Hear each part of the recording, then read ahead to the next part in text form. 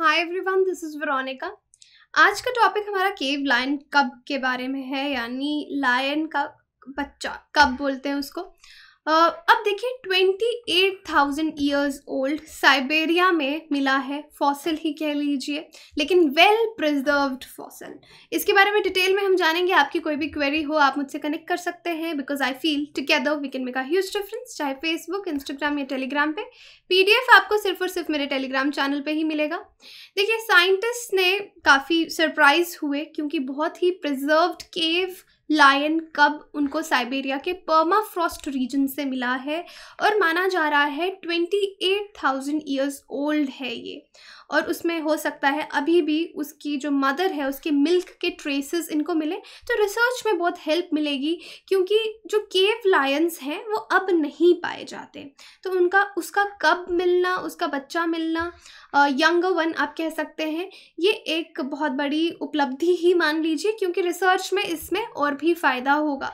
तो यहाँ पे आप ये आर्टिकल देख सकते हैं, केव लायन कब found in Siberian permafrost 28,000 years old. तो साइबेरिया का रीजन कौन सा, ये रीजन है। तो आप इसको देख सकते हैं मैप में, इस रीजन की हम बात कर रहे हैं। बहुत ज़्यादा पर्माफ्रॉस्ट भी आपको इस एरिया में मिलती है। पर्माफ्रॉस्ट क्या होती है, देखिए ये ग्राउंड का वो पार्ट है जो कंप्लीटली फ्रोजन रहता है, पूरा जमा हुआ रहता है 0 डिग्री सेल्सियस यानी 32 डिग्री फ़ारेनहाइट या उससे भी ज़्यादा ठंडा, colder, for at least 2 years straight, लगातार 2 साल तक।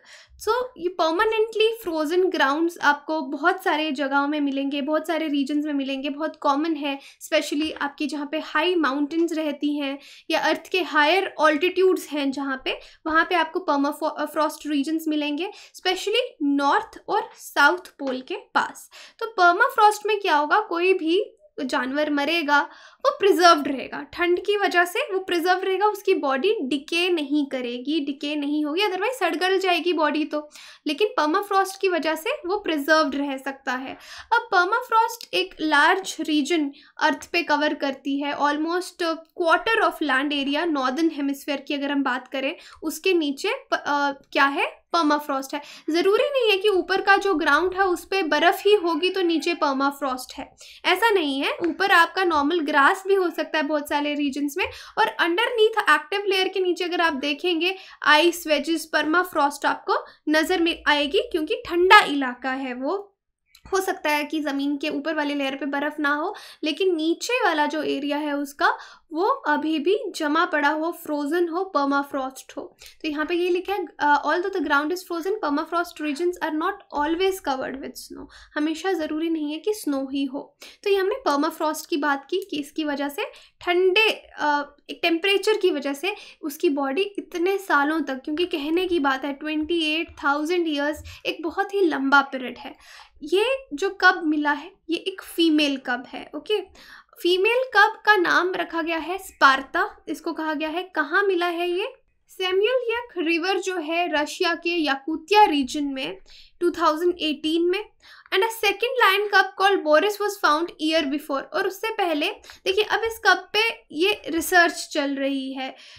इससे पहले एक और कब वहाँ पे मिला उस एरिया के थोड़े से पास में, उसका नाम बोरिस रखा गया, वो 1 साल पहले मिला था वहाँ पे। ये स्टडी क्वाटनरी में इन्होंने पब्लिश की है। अब जब कोई स्टडी पब्लिश होती है उस वक्त हमको पता चलता है अच्छा ऐसा हुआ, तो यानी 2018 में मिला, हमको अभी पता चल रहा है।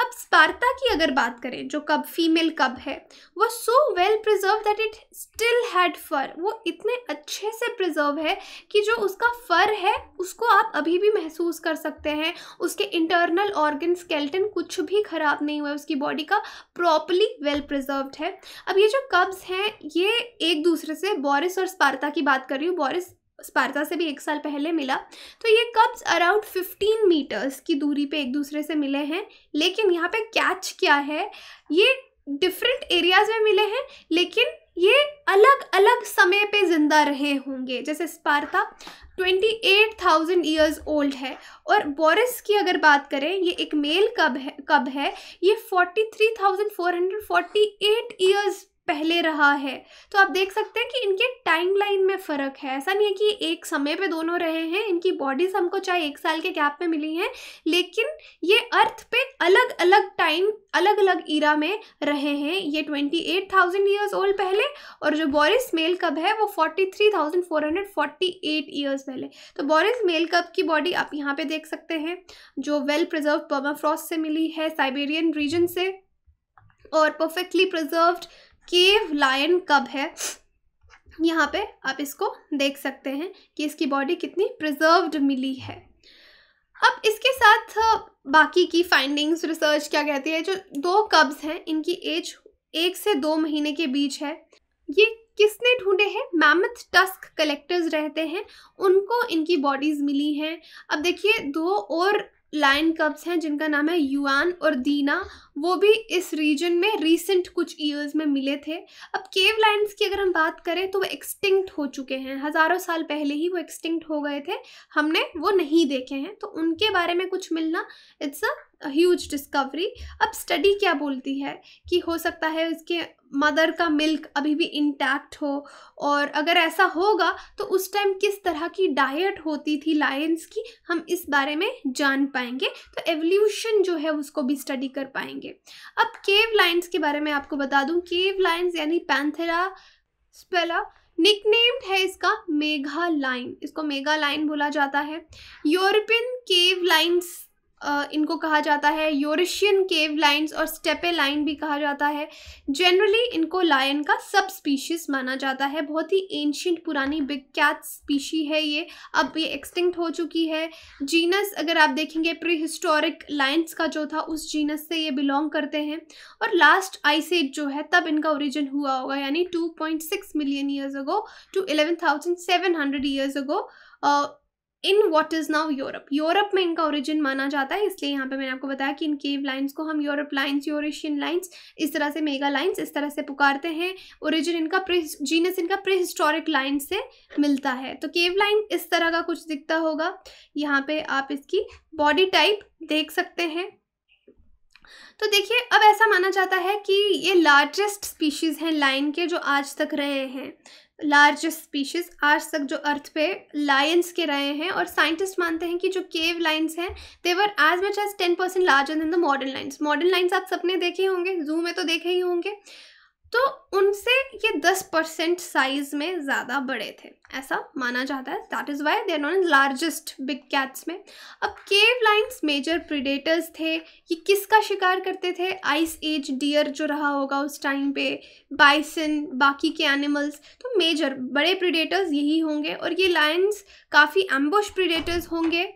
और देखिए एम्बुश प्रीडेटर्स का यहाँ पे क्या मतलब है कि छुप के भी वार करते एकदम स्फूर्ति से, कि जैसे वेट में ये बुशेस के पीछे छुपे हुए हैं, झाड़ियों के पीछे छुपे हुए हैं, जैसे ही इनका शिकार आएगा एकदम ये झाड़ियों से बाहर आएंगे, अपने शिकार को पकड़ लेंगे और मार देंगे। तो एकदम स्पीड के साथ, बहुत स्फूर्ति के साथ, स्ट्रेंथ के साथ ये अटैक करते हैं।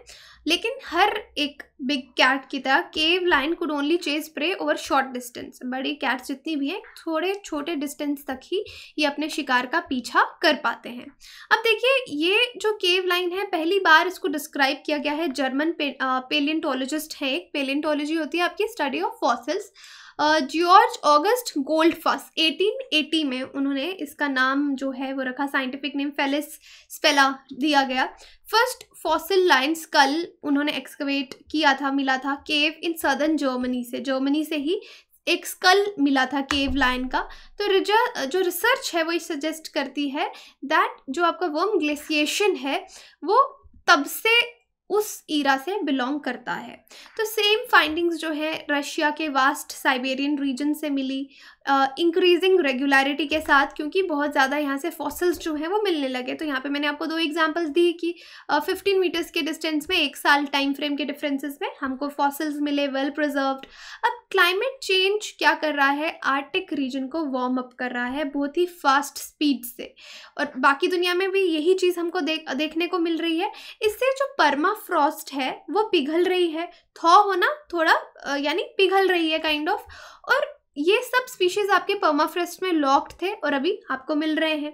तो देखिए लाइफ साइकिल केव लाइन का इसी तरह से था कि कब पैदा हुआ 10 दिन में वॉक करना शुरू कर देता है। 4 to 6 वीक्स में वो अपनी प्राइड जो ग्रुप होता है उसमें इसको इंट्रोड्यूस किया जाता है और धीरे धीरे वो एडल्ट जो लायन है वैसा बन जाता है या लाइनस बन जाता है। 5-6 years full grown.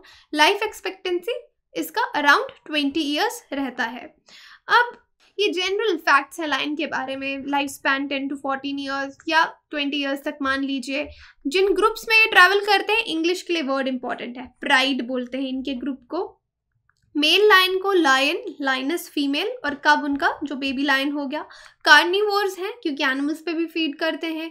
Asia Africa दोनों में पाए जाते हैं। किंग ऑफ जंगल बोला जाता है। अब यहाँ पे आपके लिए क्वेश्चन है, consider the following with respect to permafrost. Statement 1 है, any ground which remains completely frozen at 0 degree Celsius for at least 2 years is considered as permafrost. Second is permafrost is found only in Antarctic region। बताइए कौन सा statement सही है। आप मेरे Telegram group पे join कीजिए या कमेंट सेक्शन में बताइए। टेलीग्राम में इसका आंसर जो है वो अपडेट किया जाएगा पोल के तौर पे। डू पार्टिसिपेट, आपको पता चलेगा आपका कितना नॉलेज है और कितना आपको इम्प्रूव करना है। बाकी आप हमारी वेबसाइट विजिट कर सकते हैं, एप्लीकेशन डाउनलोड कर सकते हैं कोर्सेज की जानकारी के लिए। Thank you so much.